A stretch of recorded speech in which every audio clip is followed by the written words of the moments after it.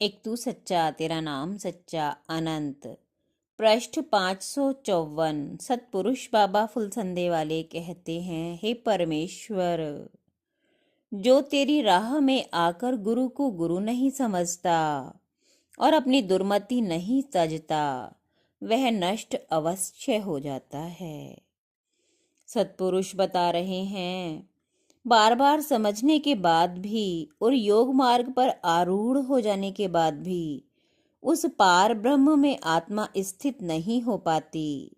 इसके 3 कारण हैं। पहला मल, दूसरा है विक्षेप। जैसे हिलते हुए पानी में चांद या सूरज की परछाई हिलती रहती है, इसी प्रकार जगत की कामना से व्याकुल मन में ज्ञान भी स्थिर नहीं हो पाता। उसको स्थिर करने के लिए गुरु के द्वारा बताए हुए मोक्ष के उपाय को करना चाहिए, यानी गुरु मंत्र का जाप शांत हृदय से करना चाहिए। फुंकारता हुआ नाग मंत्र से स्तंभित हो जाता है, यानी जहां का तहां रुक जाता है।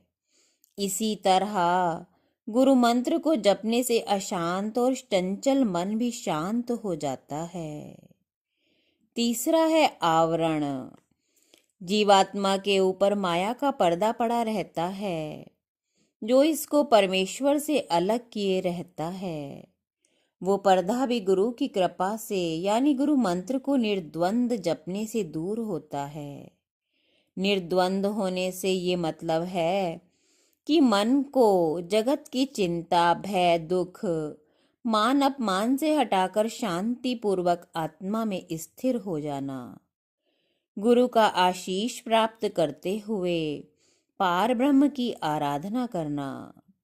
परमेश्वर का रास्ता और आराधना का तरीका जो गुरु के द्वारा बताया हुआ है, उस पे दृढ़ रहना चाहिए। सच्चे गुरु के चरणों पर अपने मस्तक को रखकर अपनी ज्योति को पार ब्रह्म में मिलावे तथा जो भी वस्तु अपने पास होवे उसको परमेश्वर की राह में दान कर देवें। यही मुक्ति का रास्ता है। इंद्र देवता ने पूछा, हे परम पुरुष, सच्चा गुरु कौन है और उसकी पहचान क्या है? सतपुरुष बोले, हे इंद्र देवता, सच्चे गुरु में और ईश्वर में भेद नहीं है। गुरु से बढ़कर कोई देवता नहीं है। गुरु मंत्र से बढ़कर कोई मंत्र नहीं होता और गुरु चरणों से बढ़कर कोई तीर्थ नहीं है। जिस जल से गुरु के चरण को धोकर भक्ति सहित शिष्य उस जल को पीता है, उसी समय उसके सारे पाप और संताप नष्ट हो जाते हैं। जिधर जिधर पवित्र आत्मा वाला गुरु जाता है, उसके पीछे पीछे देवता चलते हैं। जिस पर गुरु की कृपा नहीं होती, वह अधोगति को चला जाता है। चाहे वो देवता, किन्नर, यक्ष, मुनि, सिद्ध, तपस्वी, इंद्र, विष्णु, रुद्र और ब्रह्मा के पद को प्राप्त कर चुका हो। जो गुरु को पार ब्रह्म करके जानता है, केवल वही पुरुष एक जन्म में मुक्ति का अधिकारी होता है, दूसरा नहीं। यह वचन सत्य है, सत्य है, सत्य है।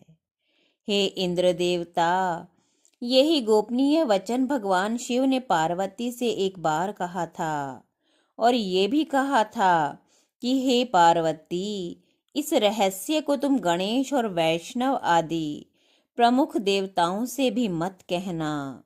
मेरी चरण छूकर तुम ये प्रतिज्ञा करो, एक तू सच्चा तेरा नाम सच्चा।